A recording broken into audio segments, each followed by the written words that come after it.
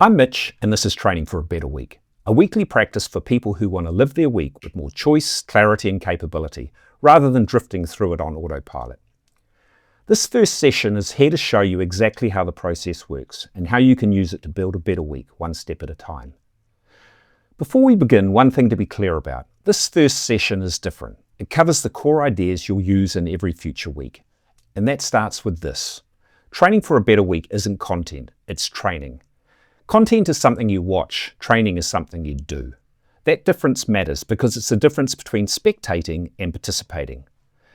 This weekly space only works if you participate, if you follow through on the questions and practices that each session will present.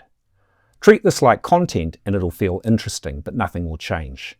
Treat it like training and it'll reshape the way you move through your days. Training for a better week is built for that shift. If you stay with this session, you'll understand how the system works, how capability grows, and how to get the most out of every week. This is your first investment in yourself, and it pays you back. The shift from content to training begins right now, and how you show up to this moment. Let's start there. I want you to notice something simple. Before we continue, just pause for a moment. Don't change anything, don't try to feel anything, just pause. Even that tiny interruption, just one moment where you stop moving forward automatically, is enough to see something important. Because there are two ways people arrive in any moment. The default way is when you enter a moment, but your habits enter before you do. Your automatic patterns start making the moves before you've even shown up to make a choice. You're here, but you're not choosing. You're running on autopilot. The authored way is different. We pause long enough to notice the habits that want to take over, and we choose whether to let them run or to interrupt and take a different step. That tiny shift, arriving on purpose, is the doorway into everything we'll train here. It's the moment where the default way habits lose their grip and authorship begins. Training for a better week is exactly what it sounds like, training. Not knowledge, not motivation, training. It's a weekly practice field, a dojo for yourself, for your I. An IDOJO, a place where once a week you practice shaping your life on purpose instead of being shaped by the habits and momentum of the default path. And the way we train follows the same pattern every real capability follows. Practice creates capability, capability creates better outcomes, and better outcomes pull you into the next rep. It's the same in strength training, the same in music, the same in sport, the same everywhere that capability is developed, and your life is no different. Capability doesn't grow in a straight line. It doesn't rise like a staircase, it grows in a spiral. You return to the same four movements again and again, each time from a slightly higher place. Reflect, see with new eyes, practice, and set direction. This is the architecture of real change. It turns repetition into evolution. And this is the reason Training for a Better Week is structured the way it is. Each weekly session follows these same four movements in the same order for the same reason.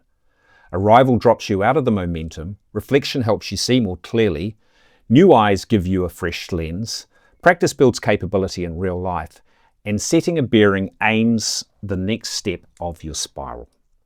The weekly structure is the architecture. It is the spiral. Every session is one full turn, a repeatable loop that lifts you slightly higher each week if you actually do it. That's why the format matters. It's not decoration, it's the mechanism of change. That's the system, that's the dojo. Each week we begin that rhythm together. Simple, deliberate, and fully practiced. Today was the groundwork, next week is your first full turn of the spiral. Before we finish, I want to invite you into something important. Self-authorship grows faster when you're not doing it alone.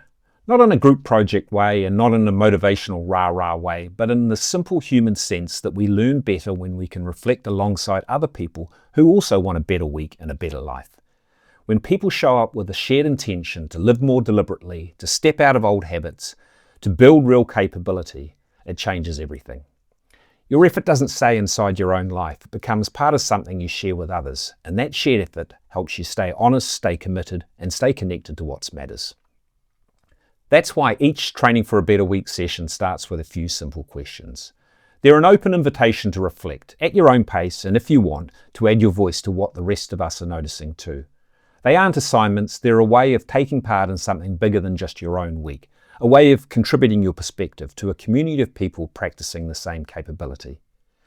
You'll find this week's questions in the session form linked in the description. Self-authorship is personal, but it isn't meant to be solitary. We build capability in ourselves so we can show up better in the world around us.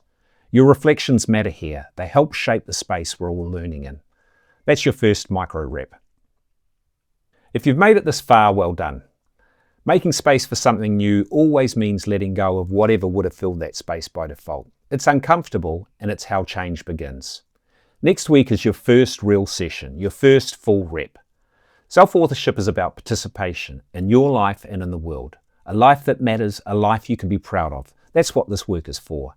You don't need to transform everything today, you just need to turn up next week. Self-authorship is built moment by moment, and now your week continues. I'll see you then.